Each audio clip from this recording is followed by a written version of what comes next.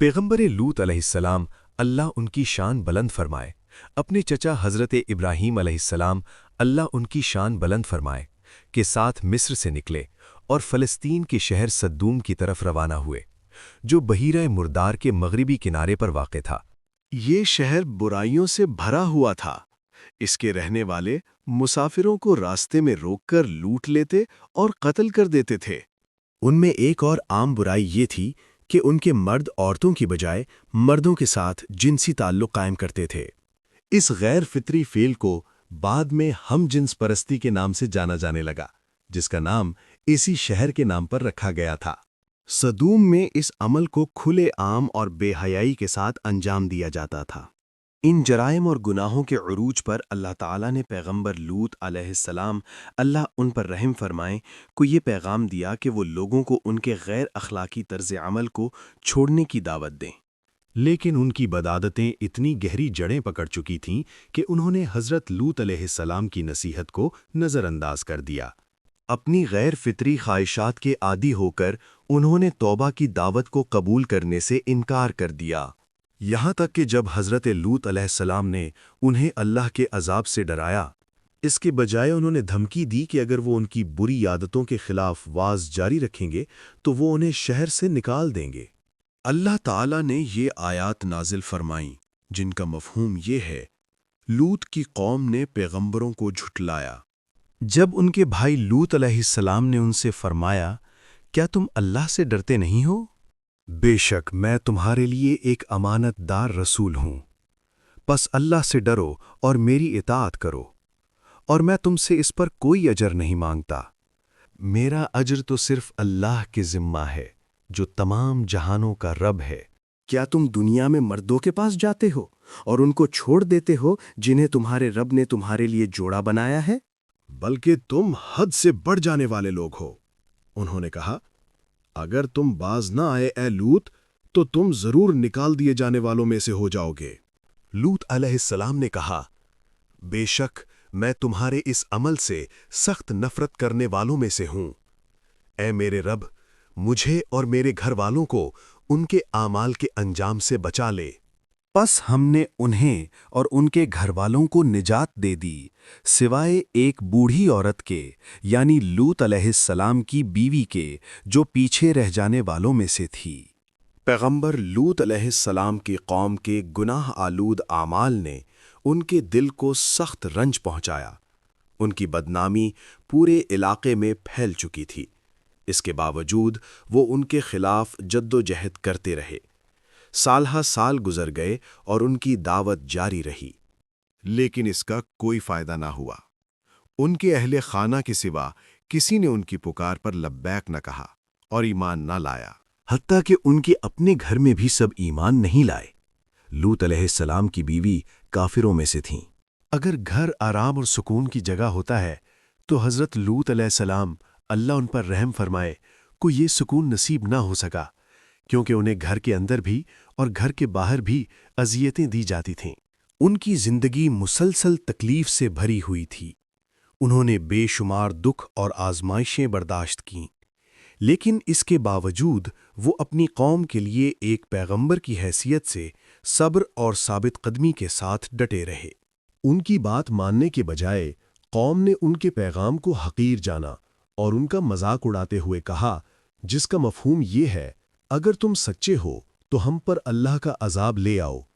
مایوسی اور غم سے بھر کر حضرت لوط علیہ السلام نے اللہ تعالیٰ سے دعا کی کہ وہ انہیں غلبہ عطا فرمائے اور فساد کرنے والوں کو ہلاک کر دے۔ اللہ تعالیٰ نے ان کی دعا قبول فرمائی اور 3 فرشتوں کو خوبصورت نوجوانوں کی صورت میں بھیجا۔ وہ دوپہر کے وقت شہر کی دیواروں کے قریب پہنچے۔ سب سے پہلے ان کی نظر حضرت لوط علیہ السلام کی بیٹی پر پڑی، جو دریا سے پانی بھرنے کے لیے اپنا گھڑا لے کر آئی تھی۔ انہیں دیکھ کر وہ حیران رہ گئی کہ زمین پر اتنے خوبصورت مرد بھی ہو سکتے ہیں۔ ان 3 مردوں میں سے ایک نے اس سے پوچھا، اے لڑکی، کیا آرام کرنے کے لیے کوئی جگہ ہے؟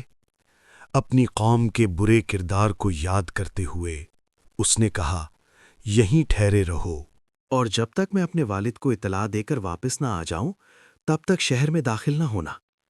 یہ کہہ کر وہ دریا کے کنارے اپنا گھڑا چھوڑ گئی اور تیزی سے گھر کی طرف دوڑ پڑی۔ اے ابا جان، وہ پکار اٹھی، شہر کے دروازے پر کچھ نوجوان آپ کو ڈھونڈ رہے ہیں اور میں نے آج تک اتنے خوبصورت چہرے نہیں دیکھے۔ حضرت لوط علیہ السلام، اللہ ان کی شان بلند فرمائے، یہ سن کر بہت پریشان ہو گئے اور فوراً اپنے مہمانوں کی طرف دوڑ پڑے۔ وہ مہمان بن کر ان کے گھر داخل ہوئے۔ ان کی مہمان نوازی کرنے کے بعد حضرت لوط علیہ السلام نے ان سے پوچھا کہ وہ کہاں سے آئے ہیں اور کہاں جانے کا ارادہ رکھتے ہیں۔